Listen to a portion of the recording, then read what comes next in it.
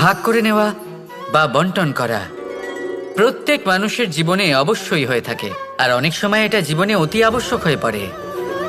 কিন্তু ভাগ করার মনোকামনা তার থেকেও বেশি গুরুত্বপূর্ণ হলো যে কোন ঘটনার আধারে এই বাটোয়ারা হলো। অনেক সময় এই বাটোয়ারা হলো শান্তির প্রতীক, আবার অনেক সময় এই বাটোয়ারা বিপ্লব ঘটাতে পারে, এমন এক বিপ্লব যা মহাযুদ্ধ ঘটিয়ে দিতে পারে। দেখুন, বাটোয়ারা সম্পত্তির হোক বা হোক ভিক্ষার, শিক্ষা কিন্তু একটাই। জীবনে অনেক সময় বাটোয়ারা দরকার হতে পারে, কিন্তু যতদূর সম্ভব তা এড়িয়ে চলুন, একসাথে মিলে এগিয়ে চলুন। কারণ দেখুন, এই যে বাটোয়ারা ভাগ করে দেয়, আর সেখানেই একতা আপনাকে অগ্রসর করে। তাহলে আপনিও এটাই করুন, একসাথে মিলে সামনে এগোন, আর আমার সাথে ভালোবেসে বলুন রাধা।